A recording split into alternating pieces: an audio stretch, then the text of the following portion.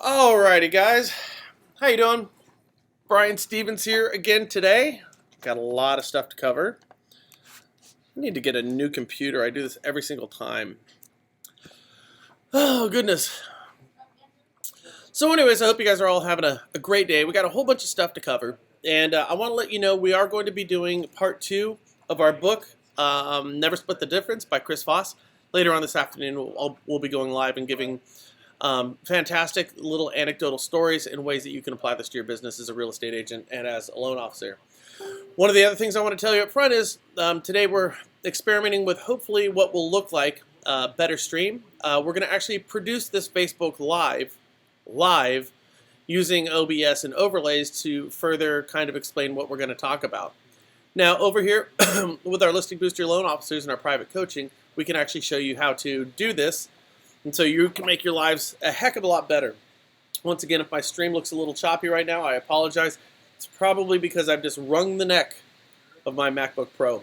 So that's where we're at right now. So I'm going to jump right in with what are my 4 or 5 talking points today. So the first one is I got an email from a gal, a real estate agent, who's down in Southern California. Now, I thought this was pretty interesting because, well, I missed it.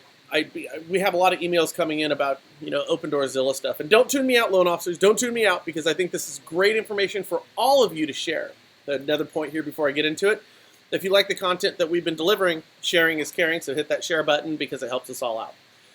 Anyways, a real estate agent who I got an email from, and it just got caught up in our servers, and it just came to me today, and she was explaining a story to me.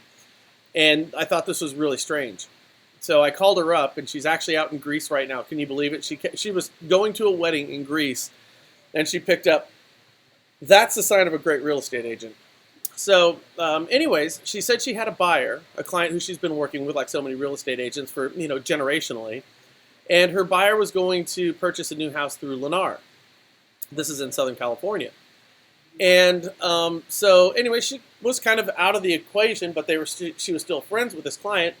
And so after she looked at a property and they signed a contract with Lennar, she called her realtor friend up and said, hey, can you just check out the contract to see what you think of it? So the realtor said, yeah, I'll check it out. And anyways, in the contract with Lennar, she was surprised to find out that Lennar was working with Opendoor. And it's like, whoa, that was kind of weird. But in the contract, and I believe it's a buyer's contract, it's stated in there that the commissions could go from 7 to 16%. 7 to 16%.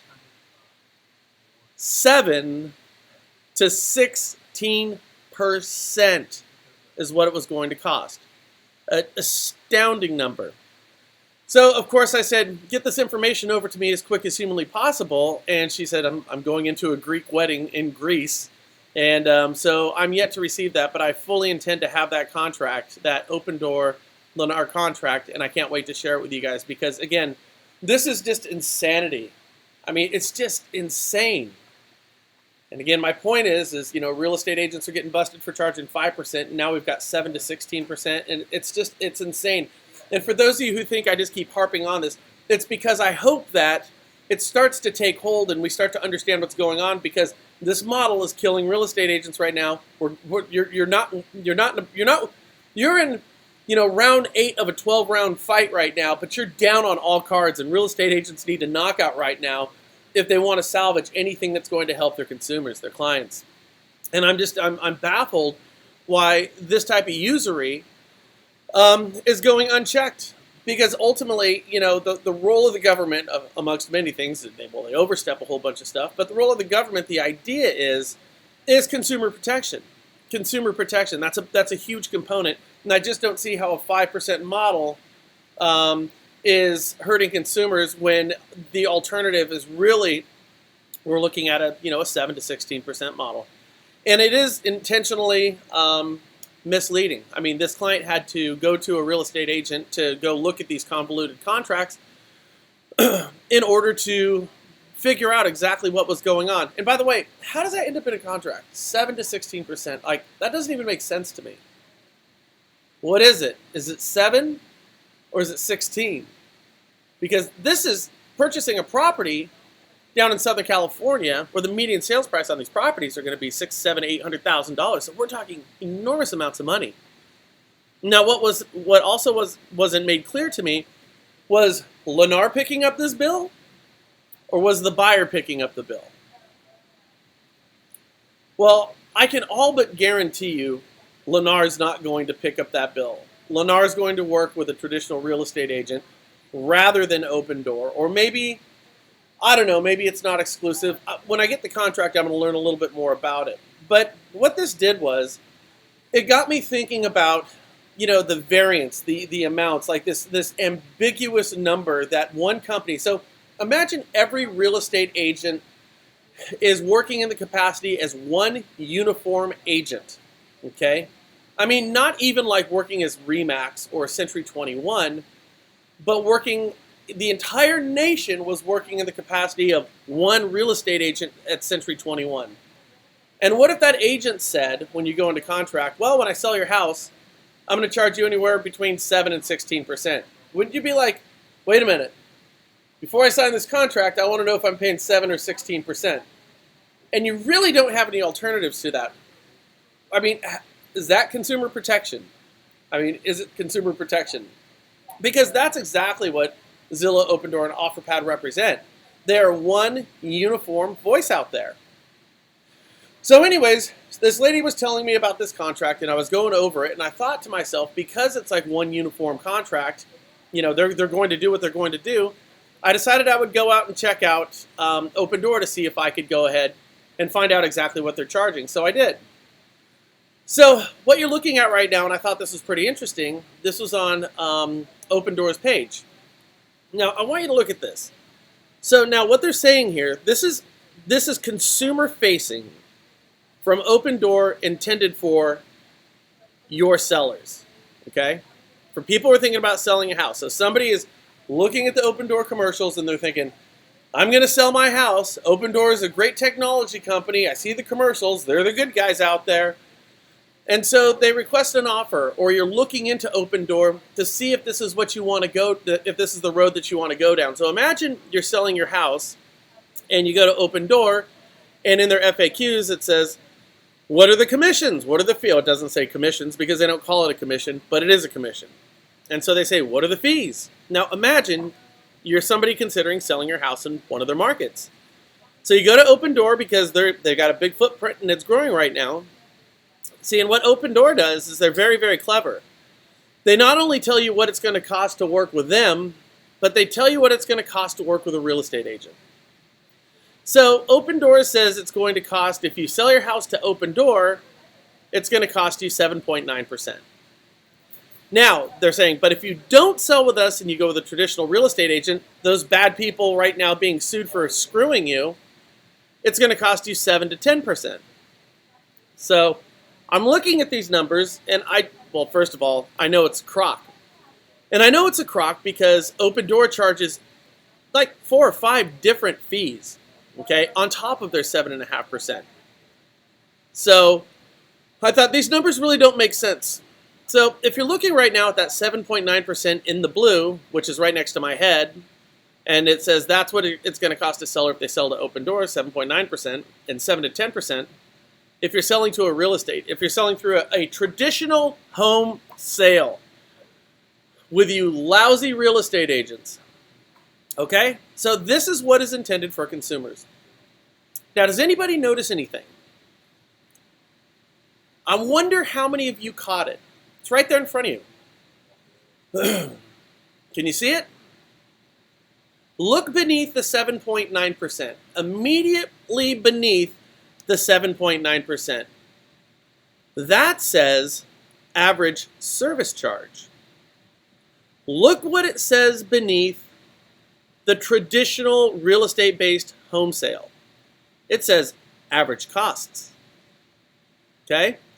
So it says average service charge, so that is just what they're going to charge you for using, that would be commission, a term that we refer to as a commission. So their average commission, Opendoor is saying, if you sell with us, it's 7.9%. But aren't they kind of suggesting that a real estate agent is going to be charging a 7 to a 10% commission? Doesn't that what this looks like? So you see, this is not an apples to apples comparison. It is not an apples to apples comparison. Because a traditional home sale, Opendoor is telling people who are selling their house that 7 to 10% includes commissions plus all their fees. Commissions plus fees. So if you sell with a traditional real estate agent, they're telling you commissions plus fees. They're presenting it as apples to apples. But you notice underneath, we're talking about Opendoor's commission versus a traditional real estate agent commission plus all the fees that seller would have to pay. So this is intentionally misleading. There's just no other way around it. Now, you might be saying to yourself, well, Brian, you don't know that. You don't know that. Well, I can read, and it says average service charge under Opendoors, and it says average costs under traditional home sale. Okay? Not many people are reading the fine print, are they? You ever read all the fine print on your contract? So, you could say, well, Brian, you're still wrong. I think it's really interesting. If you go down like right below me, it says traditional costs, 7.9%. Average Opendoor service charge, 7.9%. It has nothing under the real estate agent. But let's go back up here. Over here, it's right there. See that asterisk? See the 7.9%? And that's your average service charge. We'll call it a commission because that's what it is. Let's not confuse this. It's intended to confuse you by calling it a service charge and going one over that way where it says a 7 to 10%, and below that it says average cost. So if you were to scroll down and read the fine print, and again, this is facing your consumers, people who are selling houses and scratching their head and deciding, do I want to work with a traditional real estate agent or sell through Opendoor? So here is the asterisk right here. You see those two asterisks? Okay, here it is at the bottom, blown up for you to check it out. So you'll see asterisk number 1 says June 2019 average Opendoor service charge. Charges vary for each property and can range from 6 to 13%. So they're saying 7.9 on average, but when you reach the asterisk, again, it is simply the service charge, not plus fees, just the service charge. And the service charge, when you sell through them, looking at the asterisk, can go from 6 to 13%. That's misleading too, isn't it? So now when we go back over here and you see the traditional home sale of 7 to 10% from a real estate agent, again, all we have to do is read their asterisk. That one is right over here, right down here, and it says, cost and selling process estimates are based on internal and industry data for markets in which Opendoor operates. Okay, so break that down. It says costs and selling process estimates are based on internal Opendoor estimates. So do you know what internal Opendoor estimates means? It means it doesn't have to be correct. That's just kind of how we see it. So they're saying the 7 to 10%, we're just throwing shit against the wall, and that's pretty much how Opendoor sees it. If you read the asterisk, and here is the asterisk, right down here, cost of selling process estimates are based on internal and industry data from the markets in which Opendoor operates. Internal, what the keyword, the operative word there is, people, internal Opendoor estimates. So, once again, they're saying their average is 7.9%, and as I'm telling you, that is just the fee, but it's not 7.9% because it can actually go down to 13%, and it doesn't include the fees. You see, this number does not represent this number. This is the cost of selling over here. This one is just the commission. Cost of selling, commission. This one is commission plus fees. This one's just commission. This one's Opendoor. This one's Realtor. Okay? Opendoor, 13% commission. Realtor, they're saying we're throwing mud against the wall. And at the end of the day, when we look at them both, how this appears to anybody who's contemplating using a traditional real estate agent or using Opendoor, obviously the conclusion they're going to draw is working with Opendoor is going to be better. And they're going to base that on the misleading, consumer-facing, seller-facing propaganda that they're putting out to manipulate your future and potential sellers. Does that make sense? I mean, what? Makes sense to me. How does the stream look? Thanks, people. It is just, again, I mean, it's perplexing. It's astounding that more folks aren't jumping on board with this. So if you're on here right now, somebody do me a favor in the comments down below. Put honestpetition.com. Honestpetition.com. Honestypetition.com. Honestypetition.com. If somebody right now could throw it in the comments, it's cool if 2 or 3 people put it down there, but it's honestypetition.com. Because once again, I'm trying to let not only realtors and lenders understand what's going on. My goal is to also provide some videos that realtors and lenders can go ahead and share with their sphere of influence. Their past clients, family, and friends, people who they know in their community. Because if we can get these type of videos out and the petition out, then we can let people know exactly how misleading this is. And once again, harping on it, it's a $26 trillion industry, the U.S. housing market. And I mean, this is a big problem. And so I'm showing you from their own literature how they're being intentionally manipulative, intentionally and grossly deceptive, unfair, and abusive tactics towards the people in your community. I mean, it's not about protecting real estate agents at all costs.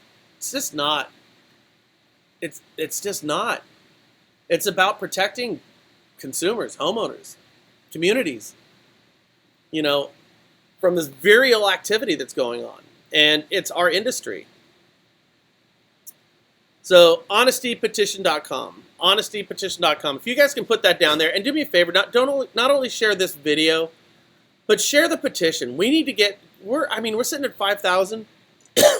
We need to be at 150,000. And I've done this before. With the Home Valuation Code of Conduct petition years ago. And we had 200,000.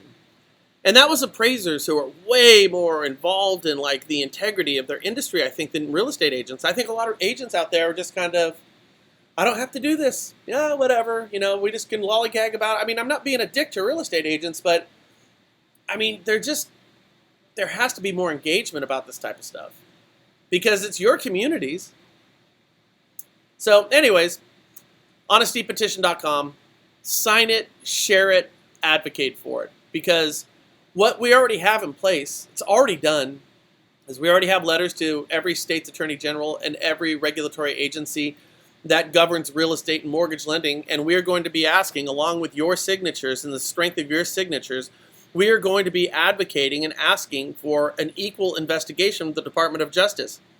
Because if the Department of Justice, and they are, investigating real estate agents for unfair abuse and abusive tactics and for antitrust, I mean, why shouldn't you investigate the more expensive alternative that all of your clients are going to be pushed towards?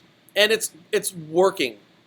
It's just working. So that's my call to action. I hope this helps spell out what's going on because it's just nuts to me. So I don't know if you guys saw this, but this is actually kind of cool for lenders and real estate agents. But today the House of Representatives passed a bill that's going to potentially lower your mortgage insurance premiums by 1/4 basis point. Okay? So that's good news. That's good news. It's going to be for first-time homebuyers. It still has to pass the House, but HUD's on board with this. And that's good news. It's 1/4 basis point better. Okay? And I mean, expect it in about a month. But what I thought I would do today is explain what your mortgage, why it raises and why it goes down. Because if you know more about the industry in which you participate, it puts more texture on the canvas of your profession. So the mortgage insurance fund is It's your MMI, your Mutual Mortgage Insurance Fund, okay? And what the Mutual Mortgage Insurance Fund is it governs your FHA loans and your HECM or reverse mortgages. So that's what it's for. So your mortgage insurance fund has a congressionally mandated minimum reserve level of 2%. So Congress says for the FHA and HECM or reverse mortgage mutual mortgage insurance fund, you have to have in reserves 2% of the entire portfolio for which you insure. So in 2008, 9, and 10, what happened was we had a whole bunch of foreclosures, right? A lot of those were FHA loans. And so when there's a foreclosure on an FHA deal for a lender, the lender is probably going to realize some type of loss on that. And FHA is going to, what FHA does with its implicit guarantee is, in the event of a foreclosure, they're going to go hit up FHA or HUD's Mutual Mortgage Insurance Fund, their MMI fund, to be made whole on that loan. So what it does, the MMI fund really mitigates risk for lenders. So Congress says that that figure has to be at 2%. So post-2008, when there were foreclosures all over the place with your clients, when everybody was bellying up, what happened is that MMI fund went below 2%. And that's a congressional mandate. It got so low to the point where if we would have had 6 more months of the housing crisis, it would have bankrupted HUD and their MMI fund. It wouldn't have bankrupted them. They would have had to get a bailout. So what HUD did to be made whole after 2008, sometime around 2010, is they decided to raise their MMI fund, their MI amounts. So what they do is they raise the MI amounts. They do that so they can replenish against the offset of those foreclosures. And that makes perfect sense. So basically what you're looking at over here is the capital ratio requirements for your MMI fund. And as you can see in 2000, oh, where are my glasses? So as you can see over here in 2015, look at that, 2014, 0.4, 2015, 1.3, 2016, 2.0. So in 2016, we were made whole again, okay? But just at the minimum requirements. But then it went up to 2017, 2.7, 2018, 3.5, in 2019, it's up to 4.4%. Now you have to understand that 2% of hundreds and hundreds and hundreds of millions of dollars is just an enormous, enormous amount of money that HUD is holding in their MMI account. So they don't have to get too far above their minimum congressional mandate in order to be whole, okay?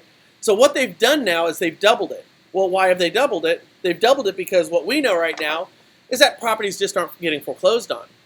And as long as property values continue to escalate, we will always see record low foreclosures.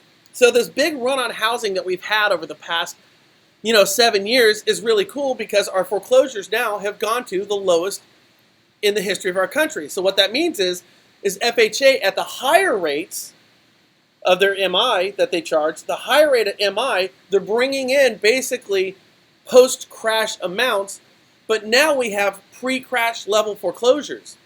So FHA is paying out less money than they ever have, and they're receiving more money than they ever have. The lowest rates of foreclosures in the history of our country. The best book of loans that have ever been written. So doubling that MI amount, you would assume that eventually they would have to find a way to send that, or do what they do with a G fee and just start building freeway overpasses and, shit like that. You would assume that, HUD would kind of do, some way Congress would find a way to pilfer the money like they have with the GSEs with Fannie and Freddie. I don't know if you know that, but what is kind of an equivalent for the implicit guarantee on all your Fannie and Freddie loans, it's called a G fee. And Congress has been pilfering that just like Social Security for years. And they were using it for transportation safety bill shit. I mean, they literally were taking the money intended to insure Fannie and Freddie deals, and they were building, overpasses in Oklahoma and all that crazy crap. One of the other things they did, you probably heard me say this before, but when we had that BP oil spill years ago, remember that big old thing where the oil's like just jamming up? Congress took money from the G fee from Fannie and Freddie, and they used that to clean up the oil spill. So what year was that? Hey, Ken, what year is that oil spill?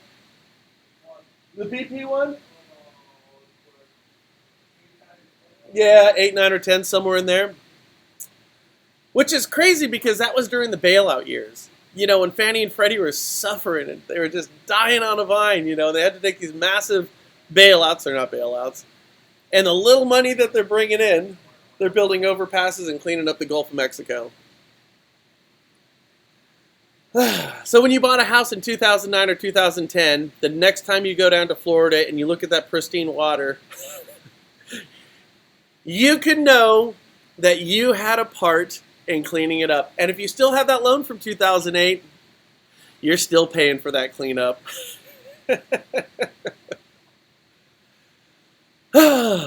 Crazy. So anyways, it's surprising that the MMI fund that HUD has, which is, you know, they're bringing in more money than they've ever brought in. They're paying out less than they ever have. Really, the point is this is probably long overdue. The House Financial Services Committee and the House of Representatives have passed a 1/4 basis point savings for first-time homebuyers on FHA loans going forward.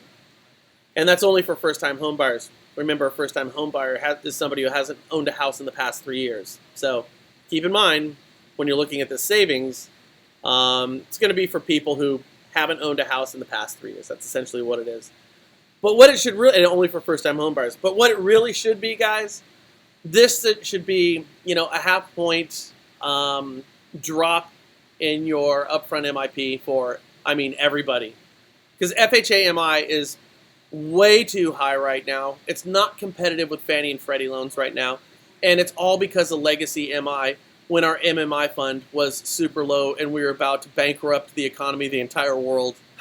We're still paying MI on those amounts. So this is a great thing. I mean, well, it's a good thing. It's not a great thing. But I wanted to give you a context for how your MI goes up and down. So we always have seen these type of fluctuations, and so often with taxes, and mortgage insurance is nothing but a tax, or an implicit guarantee from Fannie and Freddie is nothing but a I'm buying a house tax. That's all it is. Like all taxes, they're quick to go up and slow to come down. So here we are with this. But that came down today, and I guess it's a good thing. Look in the next 3 months. Your first-time homebuyers are going to have to do those old first-time homebuyer courses that are all, you know, approved. You might want to look into that now. That might be helpful. So I talked about this a couple of days ago. This is a screenshot of Encompass, the point-of-sale software that half of every mortgage loan officer in the country uses. And I had some people reaching out to me and saying, well, my Encompass doesn't have a Zillow button on there. So I thought I would share this with you real quickly. So this is a screenshot from Encompass with a company that recently went over to Encompass. So I don't know. There could be different versions of Encompass, and maybe some of the older legacy ones don't have the Zillow button on them. But rest assured, when you're thinking about your point-of-sale software that you're going to use for your mortgage company, chances are, if you use Encompass, you're going to get that right there. A Zillow button on it. A Zillow button on your point-of-sale software for mortgage loan officers. You know, honestly, I would look at some of the other ones. I would look at Lending QB. I mean, Calyx, I don't know. I know brokers like Calyx. But one of the cool things of Lending QB is it's cloud-based. And so I think they're more maneuverable. And I hear about all the problems with it, but all this crap has problems. Encompass is super slow. Encompass does 10 times more than any other piece of software. But you pay for it because it's more expensive. But now what they've done is, because Zillow is a mortgage company, okay? If you're thinking about using one of the other point-of-sale pieces of software or using Encompass, just understand that if you choose Encompass and just, you know, be a silverfish out in the middle of the ocean doing what every other lender in the country does, that your software for your loan officers is going to come preloaded with your competition's buttons on it. That's a mortgage company right there. Zillow is a mortgage company. A licensed, bona fide mortgage company. I mean, if you're working at Bank of America, you can have a chase button that all your loan officers have to stare at. I mean, if you're a Keller Williams real estate agent, are you going to be using software that has buttons for Coldwell Banker? So why would you be a loan officer, or why would you own a mortgage company, and why would you stand for having another mortgage company's button on there? Well, Brian, it doesn't really have anything. It only has these estimates on there. It's a grand scheme, man. Being played. This industry is being played. So, how do you feel about that, loan officers? How do you feel about having a Zillow button, who's a mortgage company, on your POS?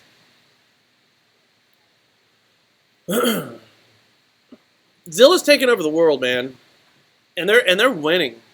If you've been watching my previous, lives that I've been doing, I've been talking about the surgical and tactical approach that Zillow has taken to really own the software, to start to monopolize every component of the real estate process.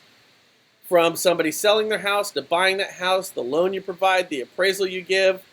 I mean, it's kind of impressive. It's more expensive. It's being sold as cheaper, but it is kind of impressive. And it's just, it's death by 1,000 lashes with these guys. But they're in their boardroom. They talk about this shit. Don't think for a second that they don't. It's a boiling a frog approach to things. If you just keep pushing a little bit, you don't realize that you're getting pushed off the edge, do you? If somebody comes and shoves you in the back, you've been pushed. So they can't just shove in the back. They just push a little and say, we're doing this to help you. Push a little. We're doing this to help you. Oh, they didn't push back? Push a little more. We're doing this to help you. They didn't push back again. Push again. They didn't push back. So it's very tactical. It's very surgical. It's very intentional what they've done. I don't know why Encompass would actually allow Zillow to put a button on there. Just for the same reason, I don't know why I don't know why Encompass would allow Zillow to put a button on their software. For the same reason, Encompass wouldn't put PRMG, Bank of America, Cross Country Mortgage, Hancock Mortgage Partners. They were not going to put like a permanent fixture button on their software that they're going to sell to 50,000 mortgage companies, and yet they did with Zillow. So they just pushed a little more, and guess what? You ain't pushing back. In fact, you're buying their shit. You're actually paying for the push. Realtors are too. We've talked about that forever. There's no reason to go over that again. But it's interesting how sidetracked this industry is. It's fascinating to me. All these real estate and mortgage companies, they're all looking at building out and controlling all their own data and having their proprietary software. And you guys are fighting with BB guns, and you got Sherman tanks coming over the hills. All these mortgage companies and real estate companies, you're fighting amongst each other with slingshots and BB guns. And rushing towards you are two Sherman tanks named CoreLogic and Zillow. And you just aren't doing shit about the Sherman tanks coming at you. This trips me out. Case in point, right here, once again. According to Realogy, just recently, they're suing a third-party software provider who is not selling properties, who's not engaging in anything other than providing value to real estate agents. Realogy is actually suing Compass. I think Realogy should be suing people. It just shouldn't be Compass. That's your BB gun war, guys. That's your BB gun war. It really is. I don't know what to say about that. One thing that real estate agents and lenders could do is, and I believe this, man, real estate agents, here's my whole thing, guys. I'm really speaking to the independent, individual real estate agent and loan officer. Not your company, not your brand, you, because you're your own brand. And really, real estate agents and loan officers, you have to understand, if we're going to have our companies, fighting these crazy battles, trying to control software, thinking their brand is the most important component to what they do. And I'm not talking about anybody in particular, but a real estate agent and a loan officer, you have to make your mortgage payment, your car payment. You have to put your kids through school. You have to pay your own PG&E, your electrical, your garbage. Nobody's going to do that for you. You have to understand that you're your own brand. You know, you're the hired gun. You know, are you going to be a free agent or not? I'm not telling you to move. All these are great companies in their own right. But I am telling you that your brand is not a giant balloon. You know, your brand is not a stagecoach. Your brand is you. And you really have to understand what your brand is all about as a real estate agent or a loan officer. You know, I'm reading a book right now. I'll show it to you. I think I showed it to you yesterday, called Primal Branding. It's really kind of cool. And what they talk about in this book is why some brands succeed and why some brands fail. You know, we're bombarded with between 3,000 and 10,000 brands every single day because we consume information so differently than we did just 10 years ago. And we don't have a real correlation between the amount of money a brand has and that brand's success. You know, it's just not about price and delivery anymore. You know, it's not about price, reputation, and delivery and being able to, you know, put a brand out there, throw a bunch of money behind it and it doesn't ensure its success. And on the flip side of that, we've seen case after case of brands that have zero marketing budget and are some of the most recognizable brands in the country. Right now, every one of you are looking at you're watching me on two brands right now that don't pay anything in advertising. And they're the most recognizable brands in the country, Google and Facebook. I mean, their marketing budget has to be next to nothing. Next to nothing. So for a real estate agent and a loan officer, that should make you really wonder, like, okay, so if it's not money, okay, that's going to make a brand successful, what is it? Well, I say this about real estate agents and lenders all the time. You know, in your market, you're your best brand. Your story is your brand. You know, what is your identity? What is your backstory? Because in a world of parity, people buy from their friends. And I know that everybody intuitively knows this, but you have to be more tactical about it. You have to be tactical about how you approach your brand in your community, and your brand is you. I'll talk more about this as we go forward with our books. But one of the things that you can do is great real estate agents have to work with great lenders. Great realtors have to work with great lenders because when you're not working with a great lender, see, your company by and large is not going to, they're going to provide you the tools for you to go out and find your own success. But nevertheless, it is up to you to find said success. It is. And some people are harder working and some people aren't as hard. And with real estate agents on average closing less than one side of a transaction every 6 months, you need a lot of help right now. You know? And one thing that's overlooked from real estate agents is lenders. You see?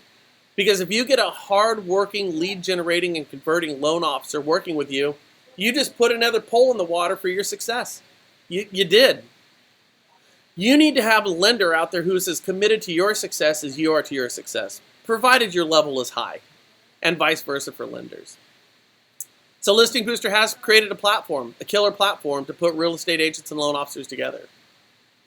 We've done that. We've generated over 1 million leads, and we don't charge you billions of dollars. We don't charge you thousands of dollars. We don't even charge you hundreds of dollars. Real estate agents, we don't even charge you tens of dollars. And the numbers are real. What's a lead? I want to qualify what a lead is.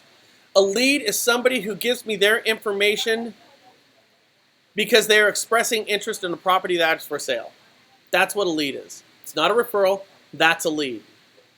That coincidentally is the definition of every online lead you'll ever get. And there's a lot of hard work to continue to do on that online lead, isn't it? You don't know if they have a house to sell. You don't know if it's the right time to buy. You don't know if you're speaking with a decision maker. You don't know if they qualify.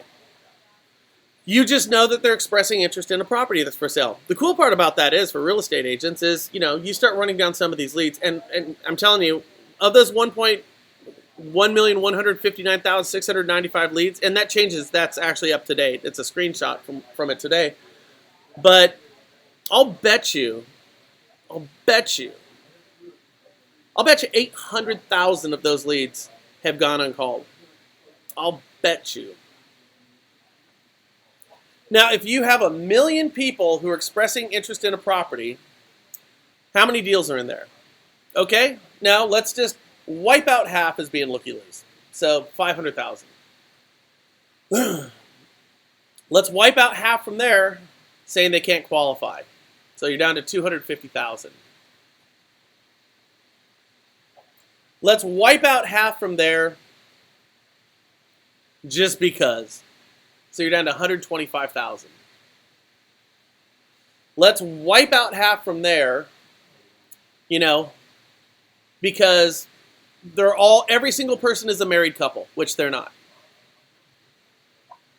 It's still 70, 80,000 leads. And when you think about the number, or 70 or 80,000 transactions in there, and when you think of the number of people that we have on Listing Booster, it's decent. It's not massive. It's decent. That is transformative for some real estate agents and lenders. Just absolutely transformative. And we see it every day. I mean, I see it all the time. I see real estate agents and lenders who just crank with this stuff. I mean, I was just on a webinar from one of my trainings that we were doing yesterday. And I was talking with this loan officer who's down in Petaluma. If you're on right now, hello. I won't say your name. But he said he closed 4 transactions with this thing in the last few months. I mean, that's a huge number. Because when you look at any type of advertising, just anything, realtor, lender, I'd sell vacuums, it doesn't matter. Really what you have to look at is 2 variables. What is it going to cost in terms of time and in terms of money? Okay, how much time is it going to take me? How much money is it going to cost me in order to get my results at the end? Those are the only 2 variables you need to look at. And obviously, you want to spend the least amount of money and spend the least amount of time to get the highest return on that small amount of investment. That's what you want to do. That's how all marketing platforms are built. Now, people on my side of the table who provide platforms, my job is to charge you as much as humanly possible to enrich myself, okay, that you will pay for the platform. Take you right up to the edge. That's what we're supposed to do. That's what all these platforms are intended to do. And your job, buy low, sell high type of thing, your job is to find the platform that's going to cost you the least amount of money and take the least amount of time and give you the highest return on that investment. So, I mean, in a sense, people who sell products, pots and pans to gold miners, we are not aligned with each other. Yes, we want to... Now, I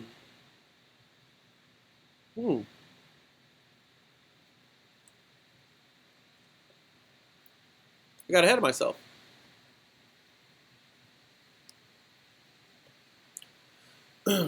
What you can do, let's see, I'm acting as the producer, the writer, and the dancing monkey all in one same breath. So like I said, I'm running everything right now through OBS, and I'm syndicating to 5 different channels right now. But for loan officers right now, if you want to, you can call right now if you want to at 855-743-7431, and we'll give you a private demo, and we can show you how this whole thing works and how you can pick up great referral partners. Because lenders and realtors have to be peer-to-peer referral partners. You absolutely have to. It's the most important thing that you can do for your business. It is. And, one of the things that we're working on right now, because we get a lot of phone calls over here from real estate agents who want to be set up with lenders who are doing all this enormous and fantastic lead generation. And so we're going to build out a portal that real estate agents who reach out to us, we're going to get you set up with the loan officers who are kicking ass with this product. So, I mean, we get a ton of those. And what we want to do is we want to put great real estate agents with great lenders. You know how it goes. Great lender, bad real estate agent, no good. Great real estate agent, bad lender, no good. Bad real estate agent, bad lender, great loan officer, great real estate agent who have an eco-centric business or marketing plan within your own community where you guys are both charging the hill together, working with the same clients, going after a different buck. Just puts another pole in the water for both lenders and real estate agents. Great lenders and great real estate agents have to work together. And I will tell you this, what's going to happen going forward is there will be a culling of the herds with real estate agents in the next year. I mean, with the Department of Justice lawsuit that's going on right now, or the Department of Justice investigation that's going on right now, and the lawsuit from the 9 law firms that are going after you, there will be a settlement of something, and it will change the landscape of real estate. And that change is going to take the people on the bottom rungs who aren't doing a lot of marketing out there, and it's just going to just flush them out of here. I'd just like to see these more expensive, shitty platforms like Zillow, Opendoor, and OfferPad. I'd like to see them exposed for what they are. So that's kind of my goal. If anybody's wondering, why we do what we do. Now, this was kind of interesting. The CFPB's internal complaint sharing tools effective but concerns over protecting sensitive data. So we haven't heard a whole bunch in the last year from the CFPB because we have Mick Mulvaney, Trump's appointee, who's running the CFPB. And if you don't know this is totally funny. Before we had Richard Cordray, who was Barack Obama, President Obama's appointee to direct the Consumer Financial Protection Bureau, and they had an attitude of compliance and regulation. And it was really policy through punishment, meaning we are going to get our pound of flesh, we are going to require regulation, we're going to require enforcement, and we will tell you how we enforce by suing somebody into smithereens. That's what they were doing. And Richard Cordray was absolutely fantastic at his job. I mean, he was wonderful. I don't know if you remember just 4 or 5 years ago when Cordray was running the CFPB. I mean, lenders were scared as hell to do absolutely anything. And you remember when Trump comes in, he goes, I'm not a regulation guy, and he has all the piles of regulations that he cut that one day. So what he did, Trump put Mick Mulvaney in charge of the Consumer Financial Protection Bureau, the oversight agency for RESPA and the primary enforcer for mortgage lenders across the country. The funny part about that whole thing is Mick Mulvaney at the time was on record as saying that the CFPB should never have existed in the first place.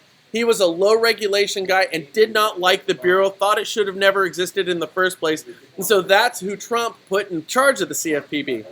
And they've just had absolutely no regulatory enforcement. So we went from high enforcement and regulation to low enforcement and regulation. It's going to go back to high eventually, and I mean, it's going to happen.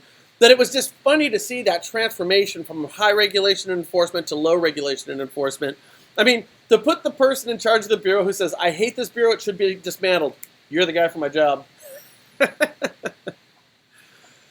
But one thing that's kind of interesting here, and this just came out today, the CFPB's internal complaint sharing tools, effective but concerns over protecting sensitive data. What I thought this whole thing was about is they basically, remember under Richard Cordray, they had their bitch hotline, where you can, bitch, piss, and moan about your lender. And then that was forward-facing, and it could be shared or viewed amongst anybody. It was kind of like having Yelp, but you were only allowed to give reviews if they were horrible. That's what the CFPB had going on with mortgage lenders. I mean, Richard Cordray's contempt for the mortgage industry was palatable. I mean, it was crazy. So I thought that's what this was about, but it's not. So what's happening right now, and I have a feeling that there's a little bit of a sleep at the wheel going on over there at the Bureau, and I don't know, it's kind of nice to have a substitute teacher every now and then so you can get away with shit. But what they're talking about here is that when a complaint is made, sensitive data is part of that complaint. So somebody can still go to the Bureau and complain about their lender or their real estate agent or anybody they want to, and then they can spell out their complaint, and they give sensitive data. So they're going to be giving information that you just would not want to make public. And lenders know this, and I bring it up because I know with the files that mortgage lenders have right now, you have to be, you're sending emails across. Your emails are more secured than Hillary Clinton's were, 6 years ago. You have to keep all your files under lock and key, or the CFPB was going to come in and bust you. And what I thought was interesting about this is that the Bureau was allowing anybody at the Bureau, not just any segment of the Bureau, to go ahead and take and use and move and share the data from the people making complaints, some of which was sensitive. And so what they're saying right now, and keep in mind, so all government agencies now share data amongst each other. And everybody's so concerned about breaches, for which, we could do a 10-hour show on breaches. The CFPB has been gathering more data, I don't want to get into it right now, but they have been gathering more data on us, me and you, than any other agency in the government. It's pretty nuts what they're doing. And but what we're finding out now is that data is just being shared here and being shared there with anybody. Now, if you're a hacker in Russia or whatever, or in Oklahoma, or in China, or whatever. I don't know where hackers are. Hackers are everywhere. Romania, Brazil, California, Tucumcari, wherever hackers are at. I gotta think hackers, like hunters, want to get the biggest and the best. Isn't that right? Hackers, like fishermen, you don't just want to catch a fish, you want to catch a big fish. Hackers are hunters and fishermen. So who's the biggest fish? Who's the biggest elk, in the water? Well, it's the Consumer Financial Protection Bureau. Like, if you're going to pick on one agency, it would probably be something like the IRS or the Consumer Financial Protection Bureau.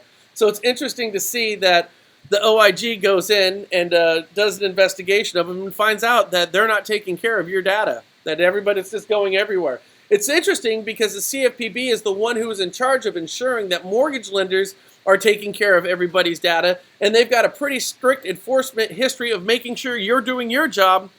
At the meantime, back at home, data's all over the place. It's kind of like going to a dentist where they've got a mouthful of rotten teeth. You know, you'd be like, whoa, I don't want you, you know what I mean? So that's what's going on here. And I thought that was kind of interesting. So anyways, I think I'm wrapping up right now. I do want to remind everybody also that me and Frank, we are at the National Real Estate Post, and we do a 5 to 6 minute video every day, and we try to give you a little sales nourishment, tell you what's going on in the market in about 5 or 6 minutes, hopefully put a smile on your face.